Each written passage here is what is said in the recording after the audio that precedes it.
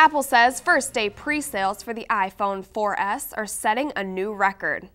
Over 1 million phones were sold on Friday, beating the previous record set by the release of the iPhone 4, which had 600,000 first-day sales. At the time of the iPhone 4's release, AT&T was the only service provider available. The iPhone 4S will be available for AT&T customers as well as Verizon and Sprint. The International Business Journal says the increase in sales is a result of Steve Jobs' untimely death last week. Some fans have even retitled the 4S as the iPhone for Steve. Steve Jobs' death has affected Android fans as well. Samsung announced today that it would be delaying the release of its newest smartphone as the world pays tribute to Jobs' death. Samsung planned to announce the new product tomorrow at its Mobile Unpack event in San Francisco. A new release date has not been determined. The delay also comes in the legal battles between Apple and Samsung intensify around the world. A new study is linking drunken Facebook posting to alcohol abuse. It found people who post pictures of themselves drinking on Facebook are likely to have alcohol problems. Emily Roseman has more. From Facebook news feeds to Twitter trends, students who post sloppy and salacious scenes from their Saturday nights might want to think twice before doing so. A study published by Pediatrics and Adolescent Medicine shows that college students who post regularly on Facebook of their drunken debauchery can inhibit and predict a life of alcoholism.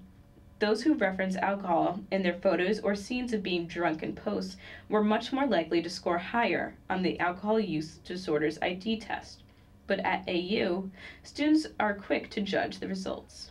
It's really common nowadays that people advise you not to put pictures of yourself drinking on Facebook because of employers looking at it. I do see the logic behind it because people that post their pictures on Facebook tend to take pride in the act of drinking, so I can see how that correlation can be made, but I still find it a little ridiculous. What the study lacks in understanding is just why do students find the need to post their wild antics?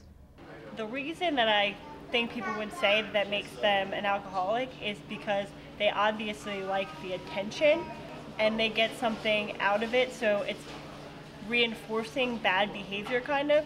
If they show all these funny pictures of themselves, or girls like to show pictures of themselves dressed up with drinks, if they do that and other people would comment on it, other people say, oh, that was funny, that was a good time, that might cause them to drink more and might enforce alcoholic behavior, but I don't think it makes somebody an alcoholic.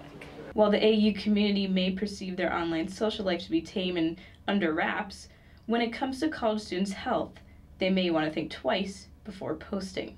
Prince Harry comes to the States for more than just military training. The royal was spotted just outside of San Diego at the famous MCP's Irish pub. Prince Harry was there with 4 friends and, of course, his royal protection officers. He will go back to work for pilot training in Arizona and in Southern California. The NBA may be canceling games this season. Owners and players met Sunday night, but they did not settle on an agreement to end the NBA lockout. The lockout is over 100 days going, and owners and players are meeting again this afternoon. Food lovers are flocking the district for the last day of A Taste of DC. More than 60 local restaurants came out to Pennsylvania Avenue to show off their goods this weekend. Participants competed to see how much chili they could eat on a Sunday. Today, they're learning how to make Cajun chocolate milkshakes. Today is the last day of the event. So that wraps up our show tonight on District Wire News. Thank you for tuning in. I'm Rachel Demita. And I'm Ada Ortega. Have a great night.